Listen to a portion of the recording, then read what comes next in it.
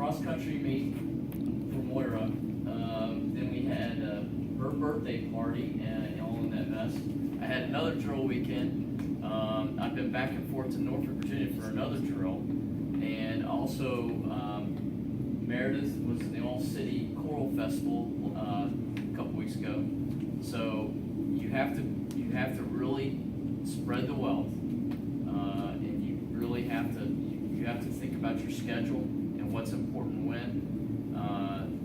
You've all probably read a book as a teenager by Stephen Covey. If you want to read, understand how adults really should manage their lives, go read 7 Habits of Highly Successful People.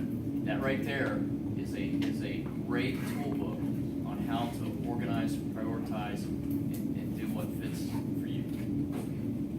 So I got one little thing to add on that.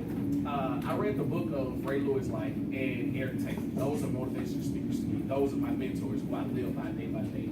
So by that, they prioritize, like entrepreneurs, they wake up 3 a.m. to get their day started. What are you doing at 3 a.m. sleeping, right? So what I do is what I heard about Ray Lewis. If you hear your alarm going off, what would you press? Snooze? Basically, push back a bit. Whoever you're doing it for, like I said, I do it for my family. And he say, if you hear your alarm button, who do you hear? That alarm or do you hear your family? If I hear that alarm button, I'm definitely getting up because I have to provide for my family. And my day-to-day life starts at 6 a.m. So I'm like, each minute of the day is accounted for in my schedule. So I always prioritize the day before. You sleep in? Saturday. He sleeps in the 6 every day. See, yeah. Well, he got me. But yeah, I prioritize. Everything's laid out. Like, why do something in the morning when you can do it the night before? Like, I lay out my clothes, I lay out my schedule, everything is set for each day. So I make sure every minute of the day is counted for. Like you said, you gotta spread your wealth. We have about 5 minutes left, so maybe go for 2 more questions. I have a question for Mr. Martin. What sparked your interest in the Naval Academy and pursuing a career in Space program. As a young child, I was about 3 or 4 years old.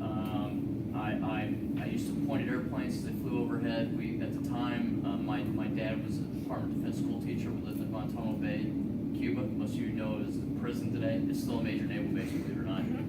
There's an airfield there, and we lived at the end of the runway. So I just used to see airplanes flying over all the time. And when we came back, again, the space program is big. Although we hadn't gone to the moon since '72, in '75, '76, when I was really young, we were doing the Apollo Soyuz missions, and in the space shuttle, I saw the first launch of the space shuttle, on TV as a 5th grader, and I wanted to fly, and as a 6th grader, and I had switched schools. One of my brand new friends, his brother had just gone off to the Air Force Academy, and that sparked my interest. By the time I was an 8th grader, I knew I wanted to go to Annapolis, and I worked. Everything I did was working towards getting that appointment to the Naval Academy, and then keeping my grades up so I could realize my dream of flying. And again, I'll go back to why did I go fly in the Navy? Because that sounds kind of odd, right? The Navy has more airplanes and helicopters than either the Air Force or the Army. But where are my heroes? My heroes are the first men in space, and who are they? Alan Shepard, Admiral. Gene Cernan, also another naval officer. So those are the guys that I looked up to as a child growing up. I wouldn't be here if I hadn't overcome adversity. And I think that's all of us.